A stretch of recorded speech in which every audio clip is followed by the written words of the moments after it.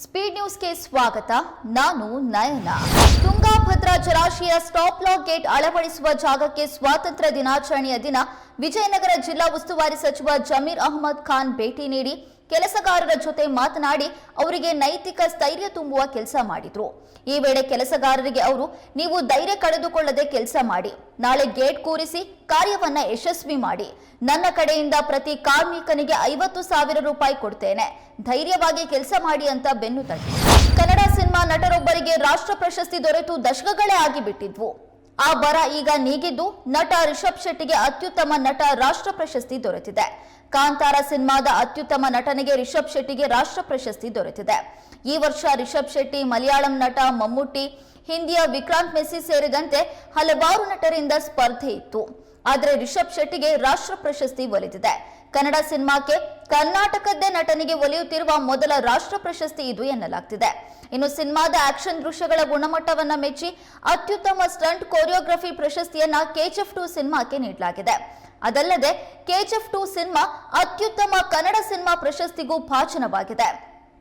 2 ಅತ್ಯುತ್ತಮ ಪ್ರಶಸ್ತಿಗಳನ್ನ ಬಾಚಿಕೊಂಡ KGF 2 ಹಾಗೂ ಕಾಂತಾರ ಸಿನಿಮಾಗಳು ಹೊಂಬಾಳಿಯದ್ದೇ ನಿರ್ಮಾಣದ ಸಿನಿಮಾಗಳು ಅನ್ನೋದು ಕೂಡ ವಿಶೇಷವಾಗಿದೆ. ರಾಜ್ಯದಲ್ಲಿ ಸರ್ಕಾರಿ ಶಾಲೆಯಲ್ಲಿ ಓದಿದ ಸಾಧಕರು ಉಳ್ಳವರು ಮನಸ್ಸು ಮಾಡಿದ್ರೆ ಸರ್ಕಾರಿ ಶಾಲೆಗಳ ಭವಿಷ್ಯ ಬದಲಿಸಬಹುದು. ಈ ಬದಲಾವಣೆಗೆ ಕುಬಟೂರು ಗ್ರಾಮದ ಸರ್ಕಾರಿ ಶಾಲೆಯಿಂದ ಮುನ್ನುಡಿ ಬರೆಯಲಾಗಿದೆ ಎಂದು ಶಾಲಾ ಶಿಕ್ಷಣ ಮತ್ತು ಸಾಕ್ಷರತಾ ಇಲಾಖೆ ಸಚಿವ, ಶಿವಮೊಗ್ಗ ಜಿಲ್ಲಾ ಉಸ್ತುವಾರಿ ಸಚಿವರೂ ಆದ ಎಸ್ ಮಧುಬಂಗಾರಪ್ಪನವರು ಹೇಳಿದರು. ಸರ್ಕಾರದ ನಮ್ಮ ಶಾಲೆ ನಮ್ಮ ಜವಾಬ್ದಾರಿ ಕಾರ್ಯಕ್ರಮದ ಅಡಿ ಶುಕ್ರವಾರ ಇಲ್ಲಿ ಸೊರಬ ತಾಲೂಕಿನ ಸ್ವಗ್ರಾಮ ಕುಬಟೂರು ಕೆರೆಗೆ ಬಾಗಿನ ಅರ್ಪಿಸಿ ಬಳಿಕ ಕುಬಟೂರು ಸರ್ಕಾರಿ ಶಾಲಾಭಿವೃದ್ಧಿಗೆ 10 ಲಕ್ಷ ವೈಯಕ್ತಿಕವಾಗಿ ದೇಣಿಗೆ ನೀಡುವ ಕಾರ್ಯಕ್ರಮಕ್ಕೆ ಪತ್ನಿ ಅನಿತಾ ಮಧುಬಂಗಾರಪ್ಪ ಅವರ ಜೊತೆಗೂಡಿ ಚಾಲನೆ ನೀಡಿ ಮಾತನಾಡಿದರು. ಸಕಲೇಶಪುರ ತಾಲೂಕಿನ ಆಚಂಗಿ ದೊಡ್ಡಸಾಗರ ಬಳಿ ರೈಲ್ವೆ ಹಳಿ ಮೇಲೆ ಭೂಕುಸಿತ ಉಂಟಾಗಿ ಬೆಂಗಳೂರು ಮಂಗಳೂರು ನಡುವಿನ ರೈಲುಗಳ ಸಂಚಾರ ಸ್ಥಗಿತವಾಗಿದೆ. ಯಶವಂತಪುರ ಕಾರವಾರ ಎಕ್ಸ್ಪ್ರೆಸ್ ರೈಲು ಸಂಚಾರದಲ್ಲಿ ಇಂದು ವ್ಯತ್ಯಯ ಉಂಟಾಗಿದೆ. ಕಳೆದ 1 ವಾರದಿಂದ ಇದೇ ಜಾಗದಲ್ಲಿ ರೈಲ್ವೆ ಹಳಿ ಮೇಲೆ ಮಣ್ಣು ಕುಸಿದಿತ್ತು. ಮಣ್ಣು ತೆರವು ಕಾರ್ಯಾಚರಣೆ ಮುಗಿದ ಬಳಿಕ ರೈಲ್ವೆ ಸಂಚಾರ ಆರಂಭವಾದ ಬಳಿಕ ಇದೀಗ ಮತ್ತೆ ಮಣ್ಣು ಕುಸಿದು ಯಶವಂತಪುರ ಕಾರವಾರ ಎಕ್ಸ್ಪ್ರೆಸ್ ರೈಲು ಕಳೆದ 1 ಗಂಟೆಯಿಂದ ಬಾಳುಪೇಟೆ ಬಳಿ ನಿಂತುಕೊಂಡಿದೆ. ವರಮಹಾಲಕ್ಷ್ಮಿ ಹಬ್ಬಕ್ಕೆ ತೆರಳುತ್ತಾ ಇದ್ದ ಪ್ರಯಾಣಿಕರು ರೈಲು ಸಂಚಾರ ಸ್ಥಗಿತವಾಗಿದ್ದರಿಂದ ಪರದಾಡುವಂತ ಪರಿಸ್ಥಿತಿ ನಿರ್ಮಾಣವಾಗಿದೆ. ಘಟನಾ ಸ್ಥಳಕ್ಕೆ ರೈಲ್ವೆ ಇಲಾಖೆ ಸಿಬ್ಬಂದಿ ದೌಡಾಯಿಸಿದ್ದು ಪರಿಶೀಲನೆಯನ್ನ ಮಾಡಿದ್ದಾರೆ. ಆಗಸ್ಟ್ 8ರಂದು ಮತ್ತೆ ರೈಲು ಸೇವೆ ಆರಂಭಗೊಂಡಿತ್ತು. ಇದಾಗಿ 2 ದಿನಕ್ಕೆ ಮತ್ತೆ ಹಾಸನ ಜಿಲ್ಲೆಯ ಸಕಲೇಶಪುರ ಹಾಗೂ ಬಳ್ಳುಪೇಟೆ ಬಳಿ ಗುಡ್ಡ ಕುಸಿದು ರೈಲ್ವೆ ಹಳಿ ಮೇಲೆ ಬಿದ್ದಿದೆ. ಶಿವಮೊಗ್ಗ ಸೇರಿ 3 ಮಹಾನಗರ ಪಾಲಿಕೆಗೆ ಚುನಾವಣೆ ನಡೆಸುವಂತೆ ಸುಪ್ರೀಂ ಆದೇಶವಾಗಿದೆ. ಇದರಲ್ಲಿ ಶಿವಮೊಗ್ಗವೂ ಸೇರಿದೆ. 8 ದಿನಗಳಲ್ಲಿ ಅಧಿಸೂಚನೆ ಹೊರಡಿಸುವುದಾಗಿ ಚುನಾವಣೆ ಆಯೋಗ ತಿಳಿಸಿದೆ. ಆದರೂ ಯಾಕೆ ತಡವಾಗ್ತಾ ಇದೆ ಎಂದು ಮಾಜಿ ಸಚಿವ KC ಈಶ್ವರಪ್ಪ ಪ್ರಶ್ನೆ ಮಾಡಿದ್ದಾರೆ. ಕೆಲವರು ವಾರ್ಡ್ ಪರಿಷ್ಕರಣೆಯ ನಂತರ ಮಾಡಿ ಅಂತ ಮನವಿ ಮಾಡಿರುವುದಾಗಿ ತಿಳಿದು ಬಂದಿದೆ. ಆದರೆ ಪಾಲಿಕೆಯಲ್ಲಿ ಚುನಾಯಿತ ಪ್ರತಿನಿಧಿಗಳ ಆಯ್ಕೆ ಆಗಬೇಕು. ರಾಷ್ಟ್ರಭಕ್ತ ಬಳಗದಿಂದ 35 ವಾರ್ಡ್ಗಳಲ್ಲಿ ಸ್ಪರ್ಧಿಸುತ್ತೇವೆ. ಈಗಿರುವ ವಾರ್ಡ್ಗಳಲ್ಲಿ ಚುನಾವಣೆ ನಡೆಯಲಿದೆ ಎಂದು ಗೃಹ ಸಚಿವರು ಹೇಳಿದ್ರು. ಅದರಂತೆ ಚುನಾವಣೆ ನಡಿಬೇಕು ಅಂದ್ರು. ರಾಷ್ಟ್ರಭಕ್ತರ ಬಳಗ ರಾಜಕೀಯ ಸಂಘಟನೆ ಅಂತ ರಿಜಿಸ್ಟರ್ ಆಗಿಲ್ಲ. ಹಾಗಾಗಿ ಚುನಾವಣೆ ನಡೆದ್ರೆ ಸ್ಪರ್ಧಿಸುವವರು ಬೇರೆ ಬೇರೆ ಚಿಹ್ನೆಯಲ್ಲಿ ಸ್ಪರ್ಧಿಸಲಿದ್ದಾರೆ. ಆದರೆ ಮೊದಲು ಚುನಾವಣೆ ಘೋಷಣೆಯಾಗಬೇಕು ಎಂದು.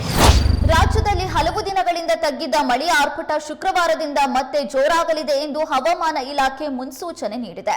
ಕರಾವಳಿ ಮತ್ತು ಮಲೆನಾಡು ಜಿಲ್ಲೆಗಳಾದ ಚಿಕ್ಕಮಗಳೂರು ಹಾಗೂ ಶಿವಮೊಗ್ಗ ಜಿಲ್ಲೆಗಳಿಗೆ ಆರೆಂಜ್ ಅಲರ್ಟ್ ಘೋಷಣೆ ಮಾಡಲಾಗಿದೆ. ಉಳಿದಂತೆ ಒಳನಾಡಿನ ಬಾಗಲಕೋಟೆ, ಬೆಳಗಾವಿ, ಧಾರವಾಡ, ರಾಯಚೂರು, ಯಾದಗಿರಿ, ಬಳ್ಳಾರಿ, ದಾವಣಗೆರೆ, ಹಾಸನ ಜಿಲ್ಲೆಗಳಿಗೆ ಯೆಲ್ಲೋ ಅಲರ್ಟ್ ಅನ್ನು ನೀಡಲಾಗಿದೆ. ಎಲ್ಲಾ ಜಿಲ್ಲೆಗಳಲ್ಲಿಯೂ ವ್ಯಾಪಕ ಮಳೆಯಾಗುವ ಸಾಧ್ಯತೆ ಇದೆ. ಆಗಸ್ಟ್ 17ರಂದು ಚಿಕ್ಕಮಗಳೂರು, ಚಿತ್ರದುರ್ಗ, ದಾವಣಗೆರೆ ಮತ್ತು ಶಿವಮೊಗ್ಗ ಜಿಲ್ಲೆಗೆ ಆರೆಂಜ್ ಅಲರ್ಟ್ ಹಾಗೂ ಕರಾವಳಿ, ಗದಗ, ಕೊಪ್ಪಳ, ರಾಯಚೂರು, ಯಾದಗಿರಿ, ಹಾಸನ, ಕೊಡಗು, ಮೈಸೂರು ಮತ್ತು ತುಮಕೂರು ಜಿಲ್ಲೆಗಳಿಗೆ ಯೆಲ್ಲೋ ಅಲರ್ಟ್ ಅನ್ನು ನೀಡಲಾಗಿದೆ. ಉಳಿದ ಜಿಲ್ಲೆಗಳಲ್ಲಿ ವ್ಯಾಪಕ ಮಳೆಯಾಗುವ ಸಾಧ್ಯತೆ ಇದೆ. ಆಗಸ್ಟ್ 22ರವರೆಗೆ ವ್ಯಾಪಕ ಮಳೆ ಮುಂದುವರಿಯುವ ಸಂಭವವಿದೆ. ಬಿಜೆಪಿ ಮತ್ತು ಜೆಡಿಎಸ್ ನಾಯಕರು ಸರ್ಕಾರವನ್ನ ಟಾರ್ಗೆಟ್ ಮಾಡಿದ್ರಿಂದ ಇತ್ತ ಕಾಂಗ್ರೆಸ್ ನಾಯಕರು ಕೂಡ ಸಿಕ್ಕ ಕಡೆಗಳಲ್ಲಿ ತಿರುಗೇಟು ನೀಡ್ತಾ ಇದ್ದಾರೆ. ಇತ್ತೀಚೆಗೆ ಕೇಂದ್ರ ಸಚಿವ HD ಕುಮಾರಸ್ವಾಮಿ ಅವರ ಜನತಾ ದರ್ಶನಕ್ಕೆ ಅಧಿಕಾರಿಗಳು ಹೋಗದಂತೆ ರಾಜ್ಯ ಸರ್ಕಾರ ಸುತ್ತೋಲೆ ಹೊರಡಿಸಿತ್ತು. ಇದೀಗ ಕೇಂದ್ರ ರಾಜ್ಯ ಖಾತೆ ಸಚಿವ ವಿ ಸೋಮಣ್ಣ ಅವರಿಗೆ ನೀಡಲಾಗಿದ್ದ ಕಚೇರಿಯನ್ನ ವಾಪಸ್ ಪಡೆದುಕೊಂಡಿದೆ. ಹೌದು, ಹಳೆ ಪರಿವೀಕ್ಷಣಾ ಮಂದಿರದಲ್ಲಿ ಸೋಮಣ್ಣ ಅವರು ಕಚೇರಿ ಉಪಯೋಗಕ್ಕೆ ಪಡೆದುಕೊಂಡಿದ್ರು. ಆದ್ರೆ ಇದೀಗ ಅದು ಉದ್ಘಾಟನೆಗೆ ಸಿದ್ಧವಿರುವಾಗಲೇ ರಾಜ್ಯ ಸರ್ಕಾರ ಕಚೇರಿಯನ್ನ ವಾಪಸ್ ಪಡೆದುಕೊಂಡಿದೆ. ಒಲಿಂಪಿಕ್ನಲ್ಲಿ ಈ ಬಾರಿ ಆರ್ಚರಿ, ಶೂಟಿಂಗ್, ಬ್ಯಾಡ್ಮಿಂಟನ್, ಕುಸ್ತಿ ವಿಭಾಗದಲ್ಲಿ ಖಚಿತವಾಗಿ ಪದಕ ಗೆಲ್ಲುವ ವಿಶ್ವಾಸವಿತ್ತು. ಆದ್ರೆ ಈ ಯಾವ ವಿಭಾಗಗಳಲ್ಲೂ ಭಾರತಕ್ಕೆ ನಿರೀಕ್ಷೆ ಮಾಡಿದಷ್ಟು ಪದಕಗಳು ಸಿಗಲಿಲ್ಲ. ಅದರಲ್ಲೂ ಕುಸ್ತಿ ವಿಭಾಗದಲ್ಲಿ ಭಾರತ ಕನಿಷ್ಠ 4 ಪಂದ್ಯಗಳನ್ನ ನಿರೀಕ್ಷಿಸಿತ್ತು. ಆದ್ರೆ ಸಿಕ್ಕಿದ್ದು ಮಾತ್ರ ಕೇವಲ 1 ಪದಕ. ಇದೀಗ ಕುಸ್ತಿ ವಿಭಾಗದಲ್ಲಿ ಸ್ಪರ್ಧಿಗಳ ಕಳಪೆ ಪ್ರದರ್ಶನಕ್ಕೆ ರೆಸ್ಲಿಂಗ್ ಫೆಡರೇಷನ್ ಆಫ್ ಇಂಡಿಯಾ ಅಧ್ಯಕ್ಷ ಸಂಜಯ್ ಸಿಂಗ್ ಅಸಮಾಧಾನಗೊಂಡಿದ್ದು, ಕುಸ್ತಿ ವಿಭಾಗದಲ್ಲಿ ನಿರೀಕ್ಷಿಸಿದಷ್ಟು ಪದಕಗಳು ಬರದಿರಲು ದೇಶದಲ್ಲಿ ಕುಸ್ತಿಪಟುಗಳು ಹೂಡಿದ್ದ ಮುಷ್ಕರವೇ ಕಾರಣ ಅಂತ ಹೇಳಿದ್ದಾರೆ.